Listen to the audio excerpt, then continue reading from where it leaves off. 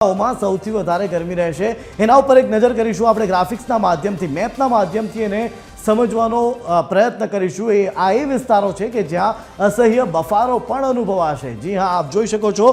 સૌથી પહેલા વાત કરી રહ્યા છીએ આપણે કચ્છની। કચ્છ, બનાસકાંઠા, પાટણ, મહેસાણા, ગાંધીનગર, અમદાવાદ, સુરેન્દ્રનગર, મોરબી, ત્યારબાદ આ તરફ રાજકોટ, બોટાદ, ભાવનગર, અમરેલી આ એ જિલ્લાઓ છે કે જ્યાં આવનારા 2 દિવસ ભારેથી અતિ ભારે ગરમીનો અનુભવ થશે, હીટવેવનો અનુભવ થશે।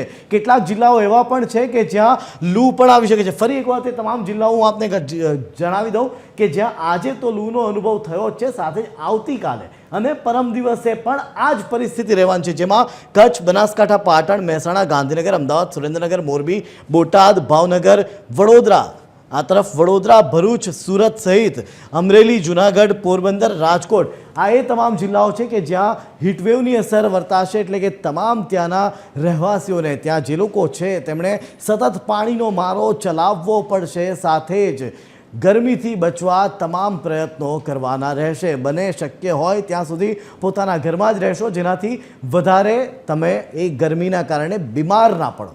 આગળ વાત કરીએ તો રાજ્યમાં હજી તો ઉનાળાની શરૂઆત થઈ છે, ત્યાં શરૂઆતમાં જ આકરી ગરમીના કારણે પ્રજાની કસોટીઓ શરૂ થઈ ગઈ છે। વલસાડ, નવસારી અને વડોદરામાં ડામરના રસ્તાઓ પીગળવાની ઘટના સામે આવી। તંત્રની કામગીરી સામે હવે ગંભીર સવાલો ઊભા થયા છે। વલસાડના ચિપવાડમાં માત્ર 2 મહિના પહેલા બનેલો 1 કિલોમીટર લાંબો રોડ 34 ડિગ્રીમાં જ પીગળવા લાગ્યો। આવી જ સ્થિતિ નવસારીના મોટા બજારમાં પણ જોવા મળી, જ્યાં 40 ડિગ્રી તાપમાનમાં ટાઉન પોલીસ મથકથી ટાટા સ્કૂલ સુધીનો ડામર ઓગળતા રાહદારીઓના ચપ્પલ ચોંટી રહ્યા છે અને વાહન ચાલકો સ્લીપ થઈ રહ્યા છે। બીજી તરફ વડોદરાના મકરપુરા અને વાઘોડિયા રોડ પર તો 10 દિવસ પહેલા બનેલા રસ્તાઓ પણ પીગળી ગયા છે। કોર્પોરેશન દ્વારા રેતી પાથરીને ભ્રષ્ટાચાર છુપાવવાનો પ્રયત્ન પણ કરાયો। સ્થાનિકોમાં ભારે રોષ જોવા મળી રહ્યો છે।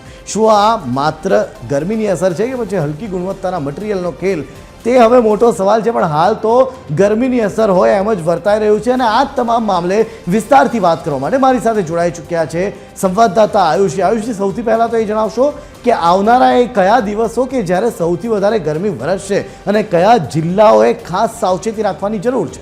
આયુષી। થઈ છે અને તાપમાનનો પારો ઉચકાવાની શરૂઆત થઈ છે।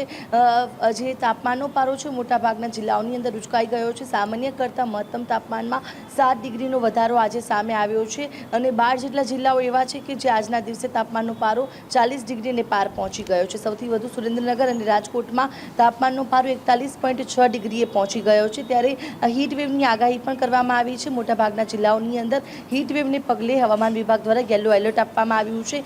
અમદાવાદ, ગાંધીનગર સહિતના ભાગોમાં ગરમીનો પ્રકોપ વધુ રહી શકે છે।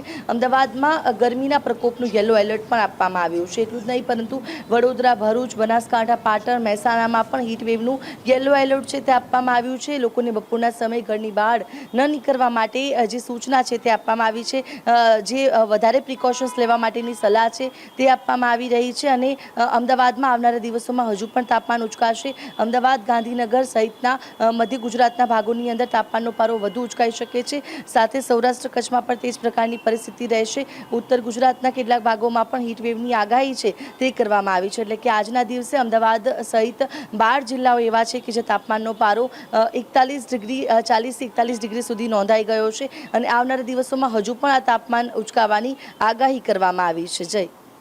જય સમગ્ર માહિતી આપવા બદલ। તો આવનારા દિવસોમાં હજુ ગરમી વધી શકે છે અને હજી તો આ ઉનાળાની શરૂઆત છે। જ્યારે મે મહિનો શરૂ થશે ત્યારે શું પરિસ્થિતિ સર્જાશે એ અત્યારથી વિચારી લો।